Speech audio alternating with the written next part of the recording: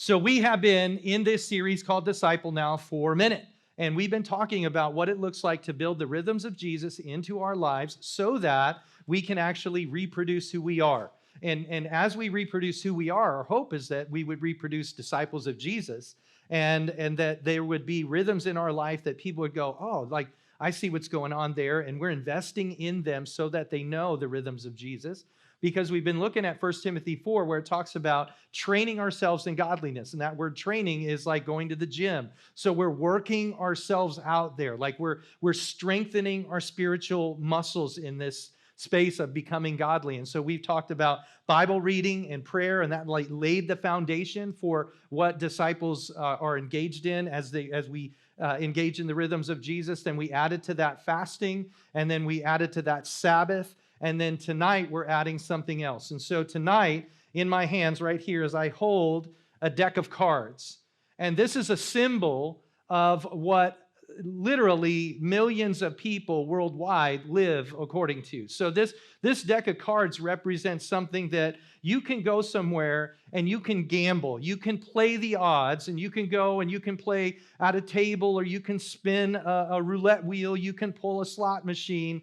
And you can live by chance, and all this is designed to somehow strike it rich, right? Like I can gamble, and I can put some things at risk, and I can hopefully hit the jackpot, and then life for me changes. Everything's it's going to be up and to the right from there once I hit the jackpot. Now, what drives that behavior?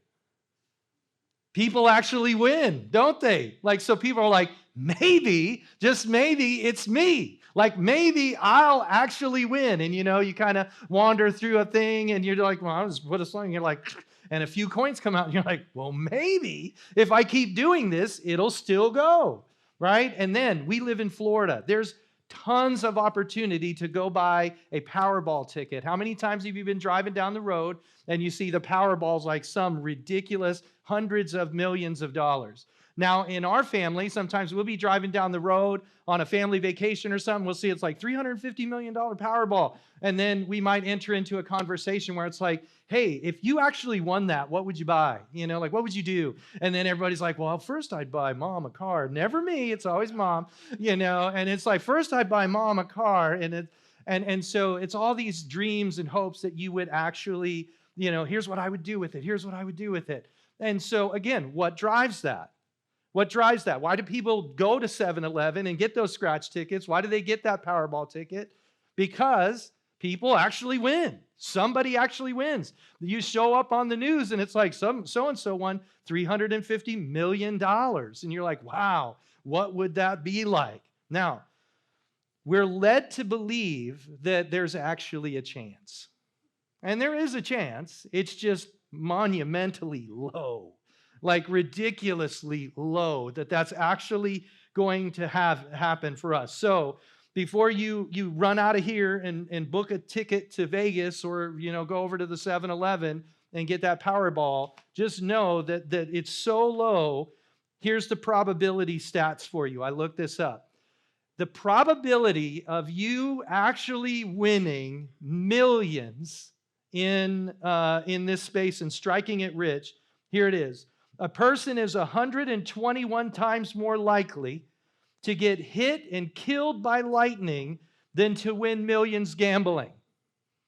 121 times, okay?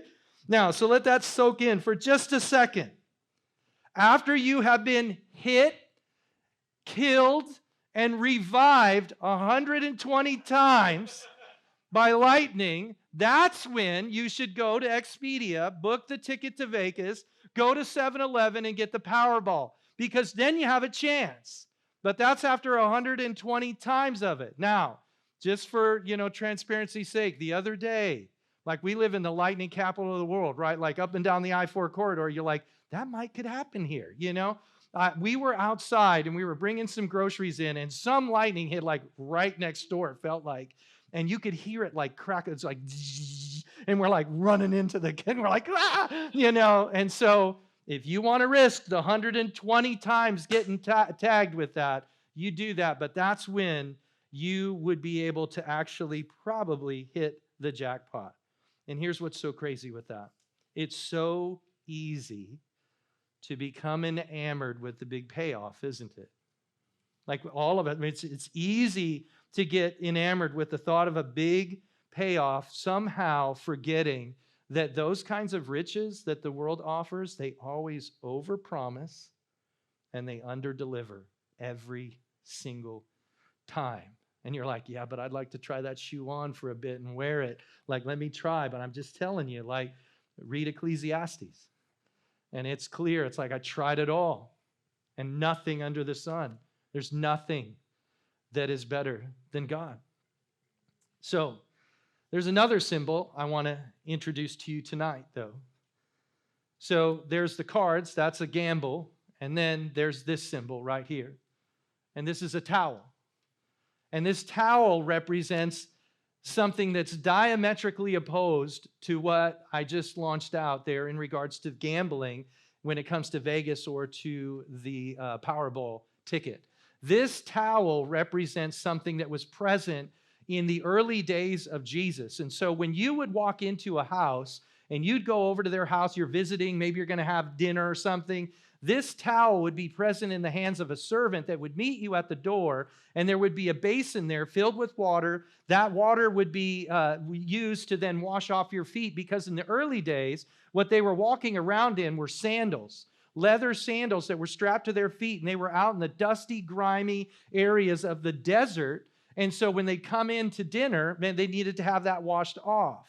And so they didn't have paved streets like we have now. They didn't have finely manicured sidewalks that they could then traverse from place to place. They're walking in dusty, dirty, grimy areas. And so when they'd come in, they would be greeted by a servant who had a towel, and that towel would be draped over their arm. Wash your feet, dry it off with this towel, and then you could go eat. And here's another piece that is interesting to note. Like back in the day, they didn't eat at a table like we do, where we sit in a chair and you're just facing each other. All right, so they would eat at a lower table and they would recline at the table. So that means that your feet are going to be by somebody else's face, and their feet are going to be by your face. And so it's essential for that wash basin, that towel, to be used, because as you're getting ready to enjoy your T-bone at that meal, you want to make sure that somebody else's grimy, nasty, grubby feet have been washed off so that you're not being interrupted with that, right? So that's an important aspect of this towel. And so John 13, if you still have that, go ahead and open up there again. What's getting ready to go down, this is context to what was read earlier, that Nick read earlier. The context is Jesus is getting ready to have one of those dinner parties. So they all are coming in. The disciples are coming in, and they're showing up to this room to have dinner together. And so as they're getting ready to come in, these are 12 guys at a period of time where this is not like they're at the start of the ministry here. They've been going for years now. Jesus has been investing in them over and over and over for years, and everything was ready to go. The room was ready, the food was ready, but 12 guys enter the room, no foot washer guy, no servant there with a towel. There's a towel, there's a basin, there's water, nobody there to do it. And so what happens is, you see, now the Bible doesn't say this, so this is speculation right here. Okay, this is what this is assuming, like just knowing how humanity works. I'm reading between the lines here, so this is like some ideas on it. This is not in the Bible. Listen to what the Bible says. This is I'm just trying to add some color commentary here. That is likely what would have happened. So eyes are darting around, right? They show up, no servant guy, no towel, no basin. So eyes are darting around. Who's going to do this? Who's going to do it? I've been around guys. I've been on teams. I know what it's like to be in a room full of guys, and they're like darting around. Well, who's going to do it? And then immediately you start sizing everybody up. And it's like, well, seniority-wise, Jesus said he loved me. He didn't say he loved him. And so I think that I probably would be in this camp. He's asked me to do this. He asked him to do that. This seems more important than that. And so I think seniority-wise, I think one of these other guys should probably do it because I've got some stuff that I got to talk to Jesus about. So that could have been going on, right? Or maybe something like this. Well, you know what? Like I was kind of one of the first three that was picked. He was like number 7, 8, 9. And so I was kind of first. I was picked first. So, you remember those days when you were in school and you got picked first and you weren't the last and you're like, I just, kind of pulled something. You're like, no, I was always last. If you were last and I'm sorry, I didn't mean to bring up a childhood trauma, but ouch, right? It's like, pain, but if you were picked first, man, you were safe, right? You're like standing over there and you're like, pick him. So there they are. Maybe they're like, I was picked first, second, third, maybe they're like 9th and 10th. Maybe the 9 or 10 guy can do it because I've got some seniority here, right? Everyone just circled up. And basically what we have going here is there's no way, not me. I'm not going to do it. That's for servants. That's not for me. That's not mine. Then we read an interesting verse that's tucked in at the beginning of chapter 13. Go to verse 2. Verse 2 says, verse 2 says right there, the evening meal was being served.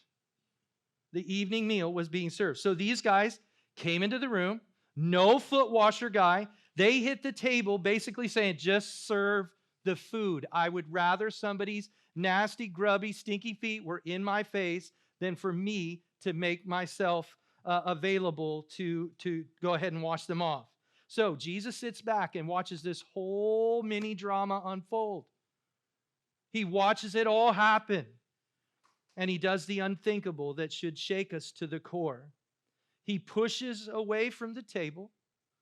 He crosses the room, takes off his outer cloak, pours a jug of water into the basin, takes the basin, picks up the towel, and he heads to the feet of his disciples who have been following him for years. Now, what he could have done is he could have said, hey, Peter, hey, we need you to do something here. I know we don't have a foot washer guy. I wasn't able to get that done. Could you go ahead and do that? I know you don't want to, but just could you help us out here and do that? Yeah, I got it, Jesus. He could have said, hey, guys, I know it's super busy. A lot been going on. Could you each just go and do it yourself? Because here's what's going on. Like, don't miss that fact. Not only did nobody line up to do it, they didn't even wash their own feet. How crazy is that? They would have known to do this. This was part of their culture. Just wash. We got some stuff we got to talk about. He could have lectured them on selfishness. I think they would have listened, but instead, look at what he does. He sets the pace, and he lowers himself to the position of servant for all of history now to go to school on. All of history now, as we interact with these verses, we go to school on this. Put yourself in that room for a second, guys. What would that be like? You're following Jesus for 3 years. You've seen him teach incredible lessons. You've heard him unpack unbelievable spiritual truth. You've seen him heal. You've seen him provide in ways and love in ways and serve in ways that just blow your mind. And now he's at your feet, washing your feet. How that must have felt. How that must have hit them. Imagine how quiet the room got when that went down. He dropped the bomb on them by doing for them what they were too proud to do for each other, and maybe more indicting, that they were even willing to do for themselves. And serves them so well. So when all 12 had their feet cleaned and dried, Jesus is standing there with a filthy towel and a basin of muddy water. So let's go back to the verses. Verse 3, Jesus, knowing that the Father had given all things into his hands and that he had come from God and was going back to God, rose from supper. He laid aside his outer garments and taking a towel, tied it around his waist, and then he poured water into a basin and began to wash the disciples' feet and to wipe them with the towel that was wrapped around him. Down to verse 12.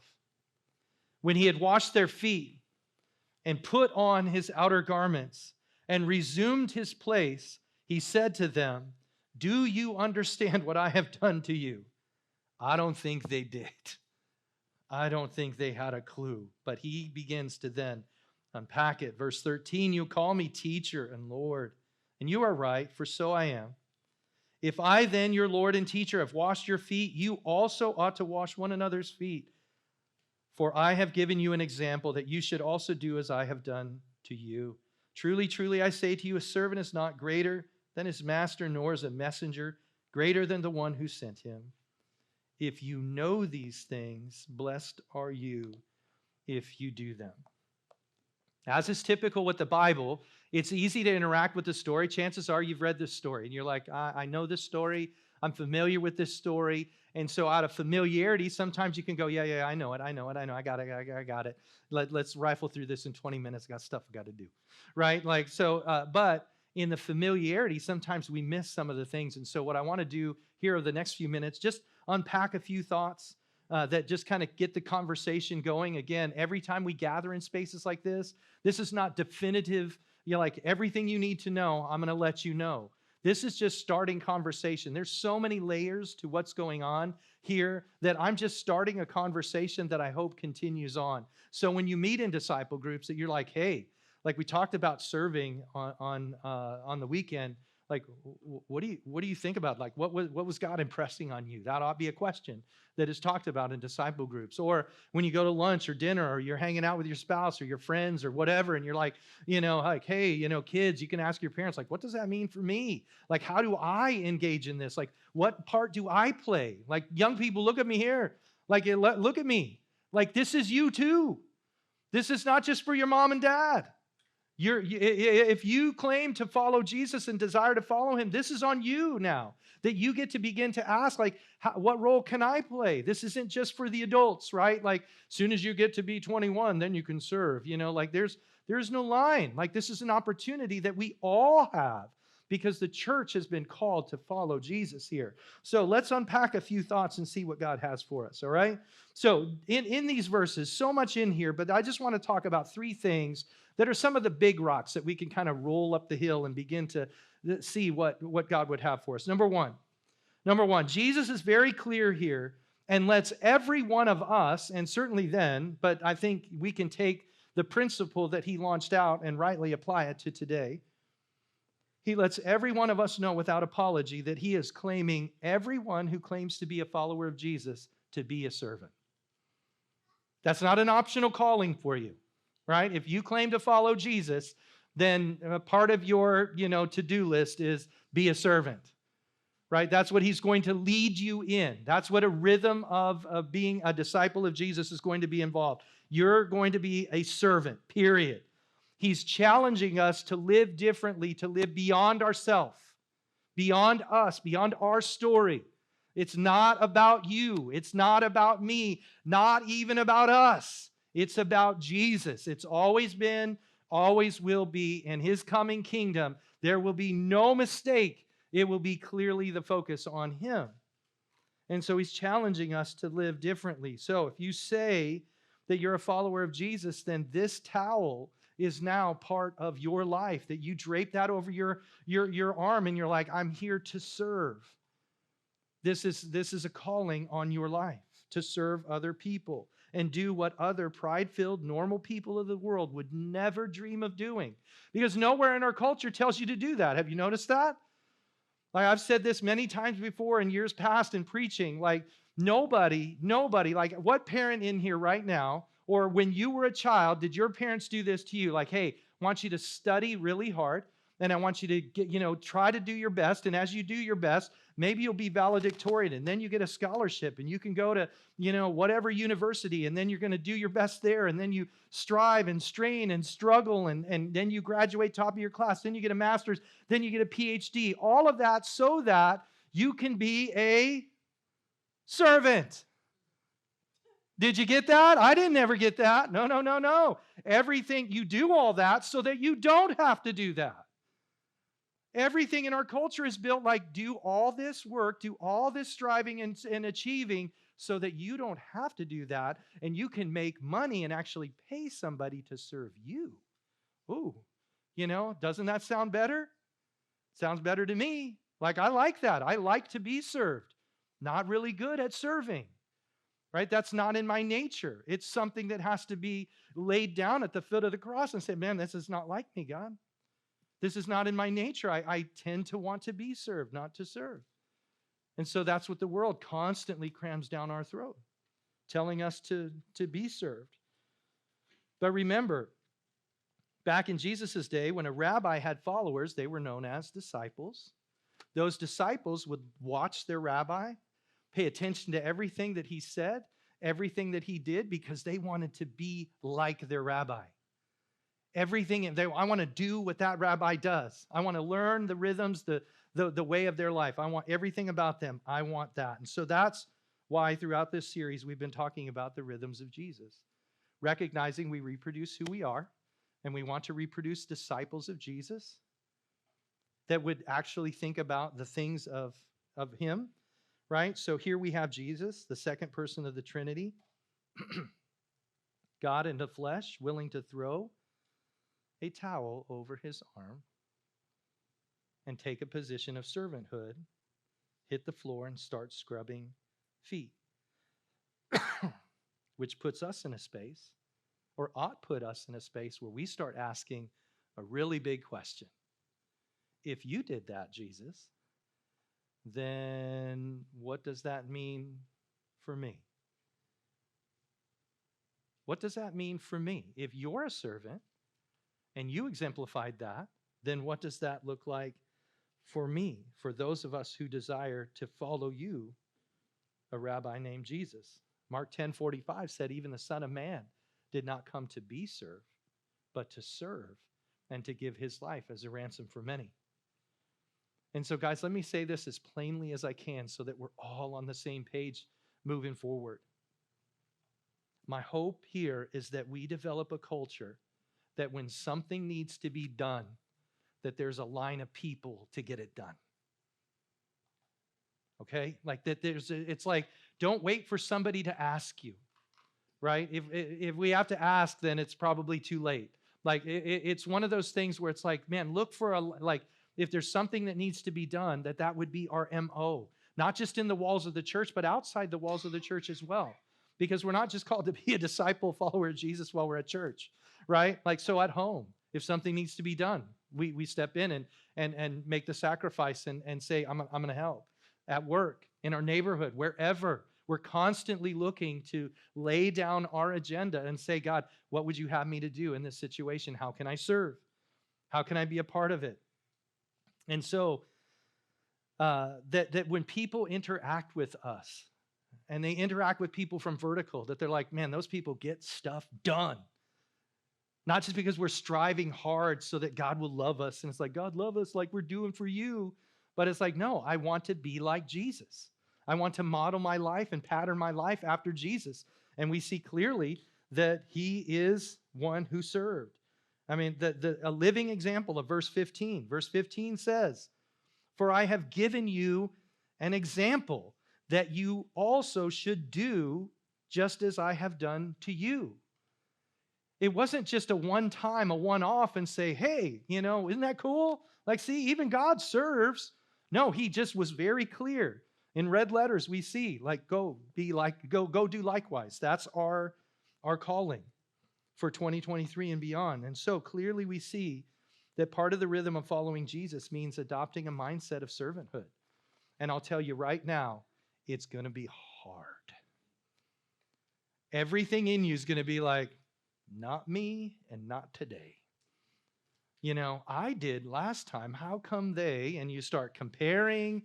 And anytime you start comparing, you lose. You either think too highly of yourself or you think too lowly of yourself, right? That's why it's like comparing is always a bad thing. It's just best to just like, man, if Jesus served, then so do I. I got my eyes fixed on him, paying attention to who he is. I just want to serve him. I want to be his hands and feet. So just send me into the game, God. I'm ready to go. Pick me. I'm in. The answer is yes.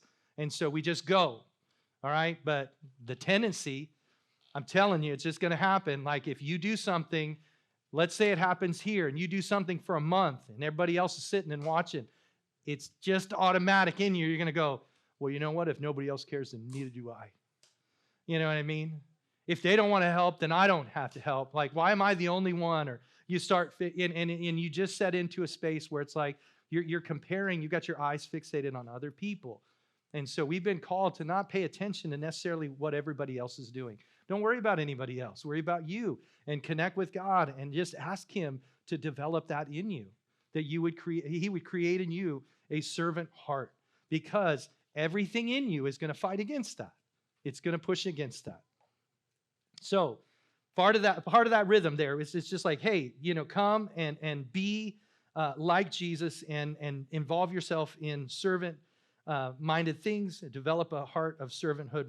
That will reveal that you are a servant. So that's the first part of this. The second part that I want to unpack here that John 13 reveals is really an awesome promise. There's an awesome promise baked in here. And so head back to verse 17.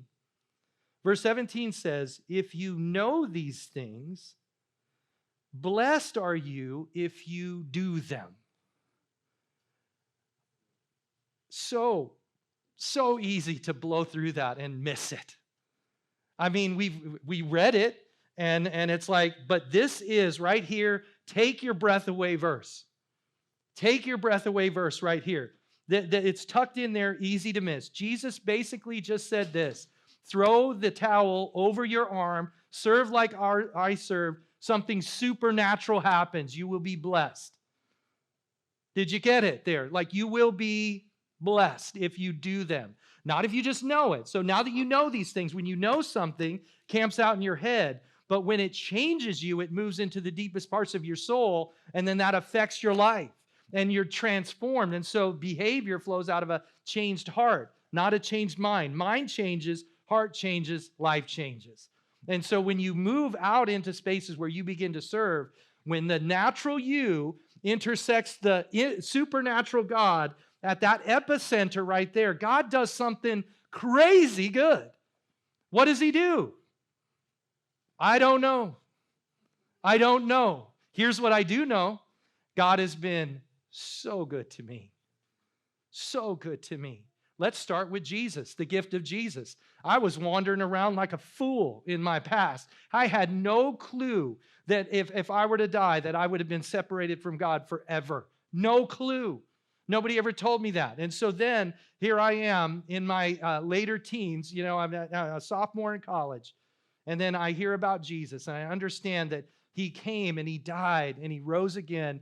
And through faith in him, I'm fully forgiven, forever free. And I'm like, that gift right there, if that's all I ever got, that's enough.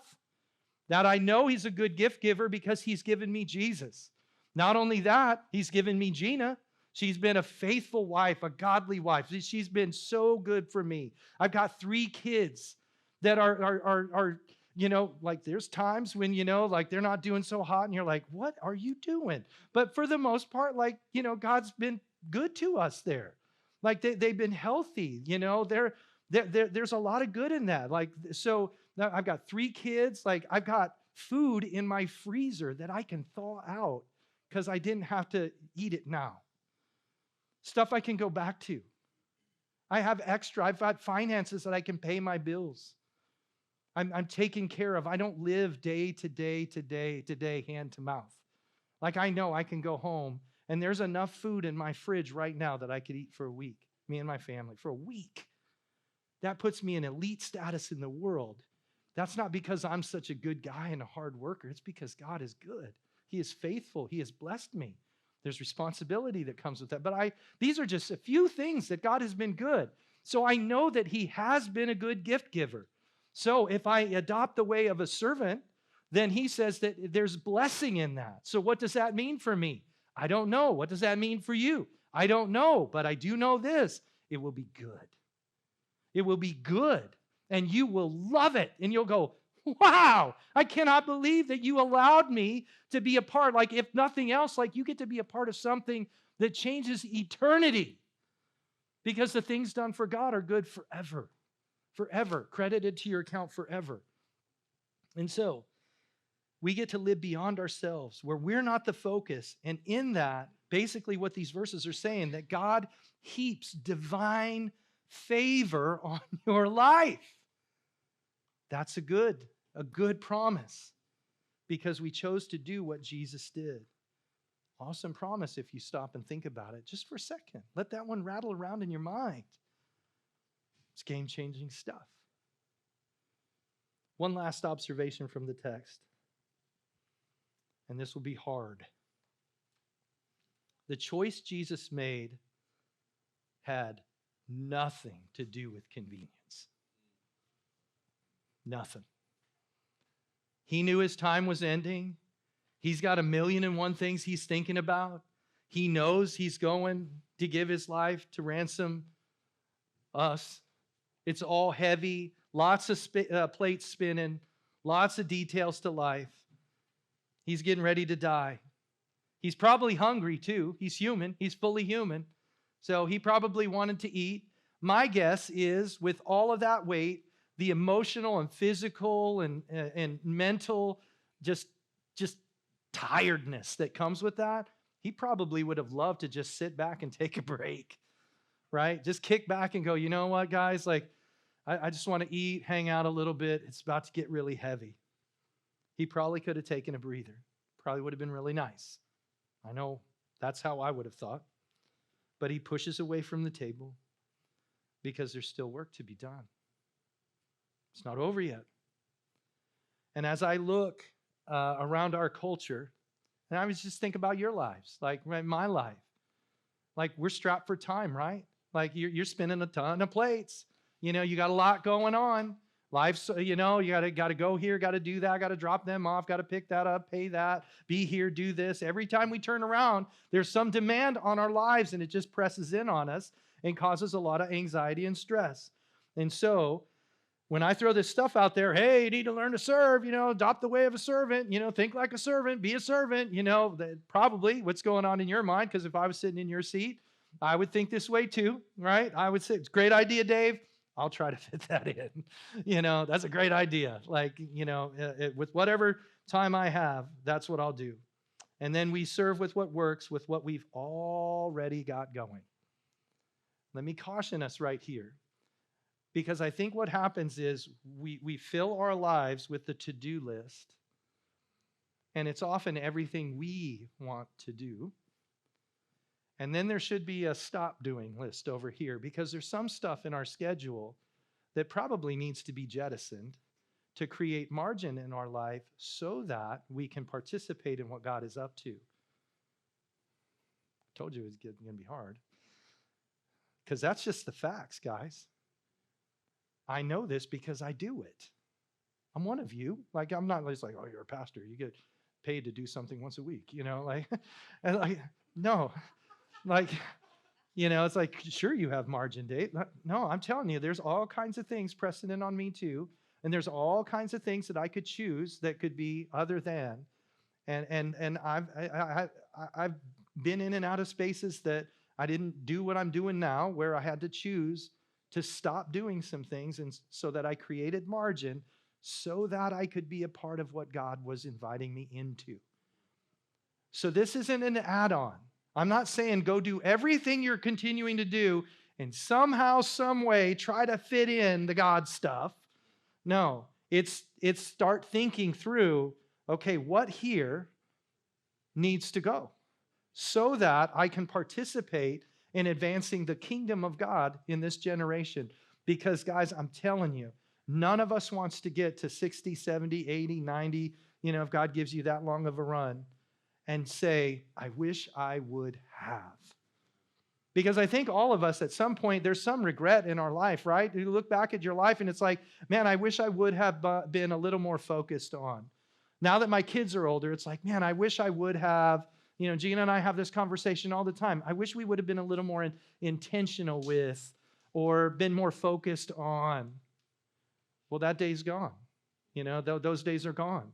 I can't do that. I don't want to get to the end of my life and go, man, I wish I would have carved out more time to do that which would have mattered for eternity. I just don't. And I don't think any of us do. And so basically what I'm launching out there is to consider that it's a reorientation of your life around the things that matter most to God. Thinking through, is this going to matter in 15 years? Because here's what I've noticed in our lives. Now, I've been doing this for 30 plus years. Here's what I've noticed about us church people, all right? Us church people. Here's what we do. We fill our schedules, and often the very first thing to go is the church stuff, right? It's almost always the church stuff. It's like, oh, well, so-and-so's God, I got to get to. And then we're like, boom, I'm not going to be able to go to group. Boom, I'm not going to be able to go to church. Boom, I'm not going to be able to connect with you anymore. No, I can't dive deep into the things that will help advance the kingdom of God. Now, am I saying don't do soccer? Because I know you're like, my kid likes soccer. They're good at soccer. Probably not going to get a scholarship. I'm just telling you, like the odds are same as remember, here it is right here, people. I mean, the stats are low. And even if they do, like Chariots of Fire, watch the movie, great movie. But here's what I'm challenging us with. Like, make sure that the things of God are a priority on your schedule. Because at the end of the day, that's what's going to matter. It's going to be relationship that matters. It's going to be connection with God that matters. It's going to be investing in things that matter for eternity that matters. And so think about that, process that, pray and ask God to help you make the wise choices. Because guys, serving at its very core, it's a gamble. It is. It's a gamble. It's a risk. Because you don't always get to see what you think you're going to see. And hopefully we've come to the crossroads this evening where we have to make a choice, where it's not an add-on, but it's actually a way of life.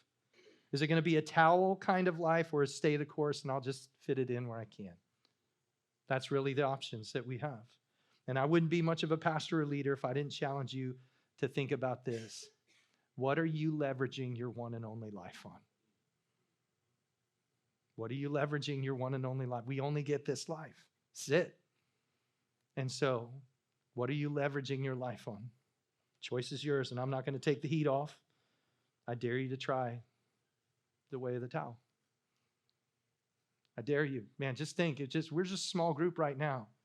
But what happens when we go out from here and we start living this way? It's countercultural. It's noticed. It's different. And it catches fire. It catches fire.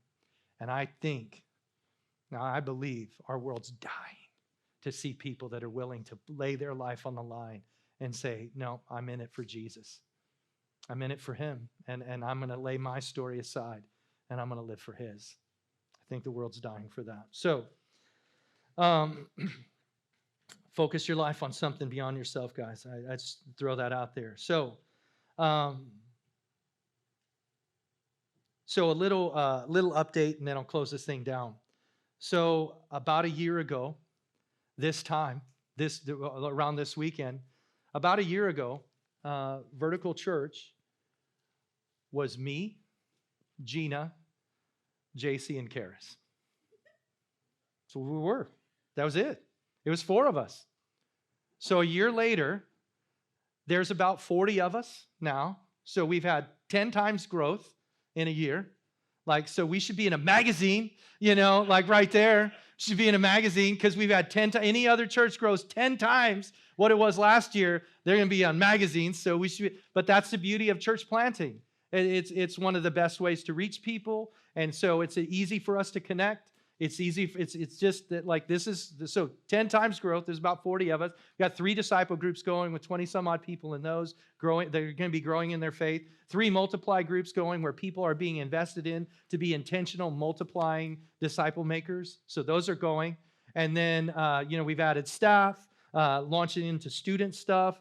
And so when you go today, here's a direct outflow, because where we're going, we're in pre-launch stage. So what we have going right now is there's a rocket on a transport going to the launch pad. It's like when you go over to Canaveral, you've seen the pictures of the rocket being on those big transports. It's going to the launch pad. That's what's going right now. These next 4 months, the rocket's moving towards the launch pad, which means we've got mission control. And at mission control, there's things that need to be done. hospitality team, set up and tear down, people that serve on worship team, all of that. If you're a kids person, we're going to need stuff with that. If you're a teenage person, we're going to need stuff with that. If you're an organizer, an administrator, need stuff with that. Now, here's what I want to be clear about. So we've got a serve card that we're going to, that's back on the desk back there. Steph will be back there.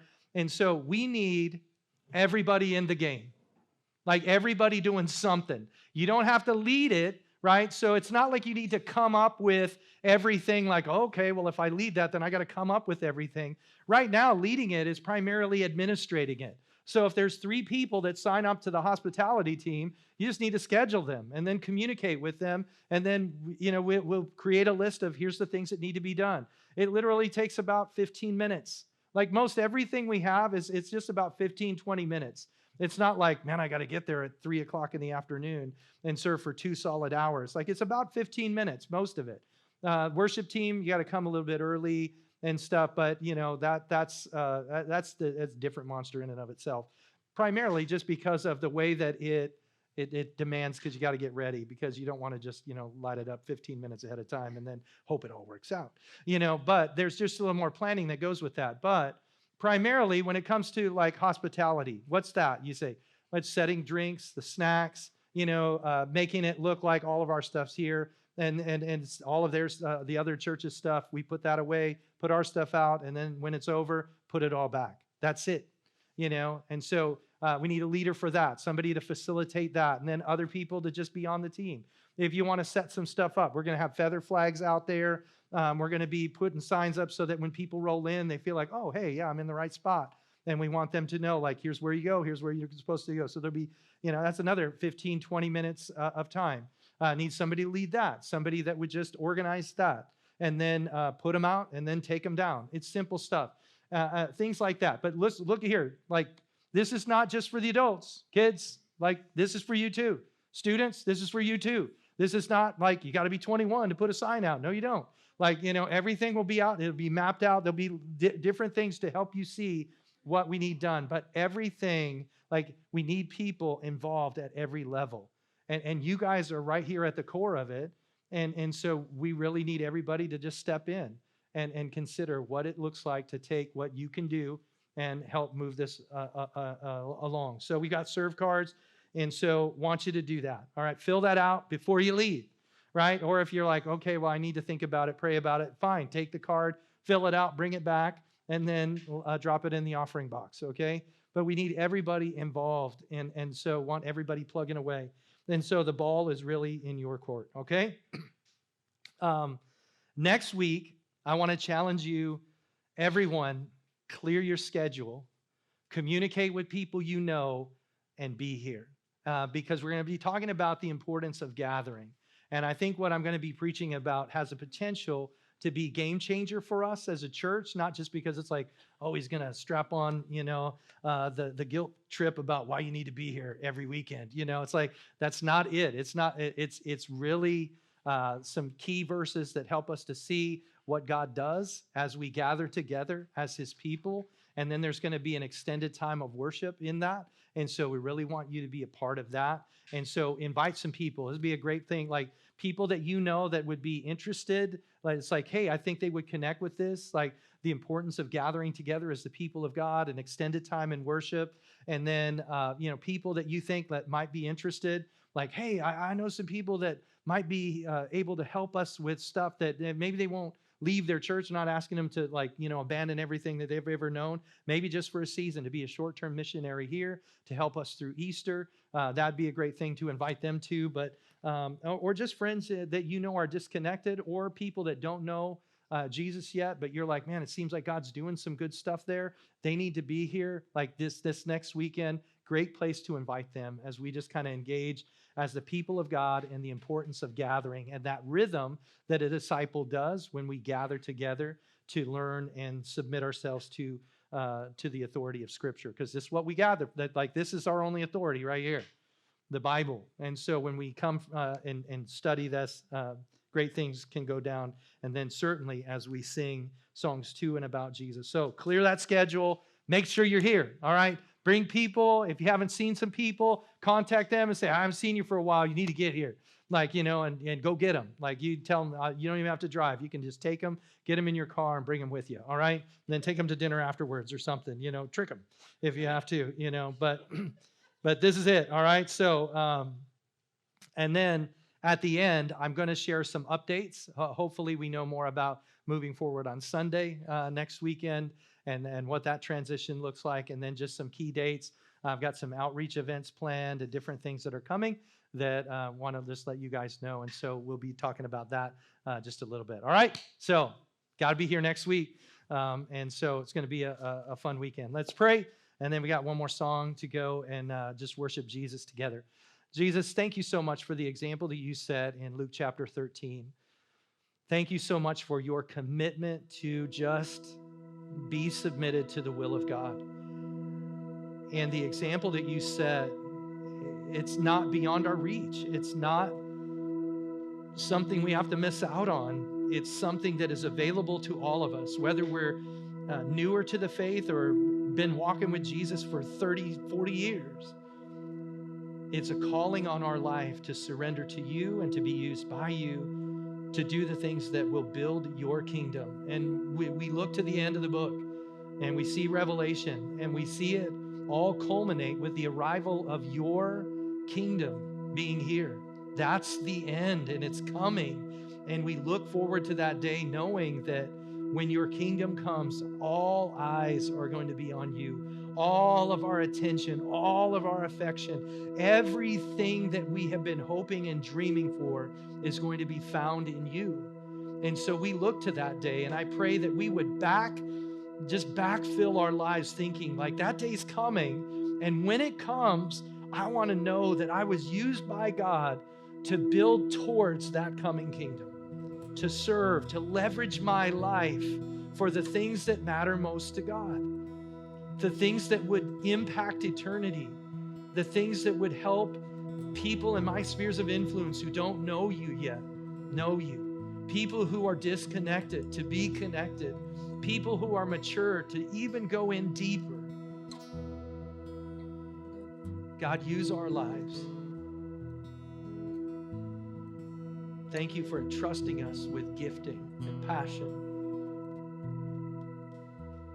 Now may we be faithful to use them to make much of you, Jesus, in 2023 and beyond. And may we be found faithful in that. God, if anything in our heart needs to change, anything needs to adjust, some of the schedule that needs to be adjusted, put people around us that can help and free us up to be able to step into things that would help us to advance your kingdom here now.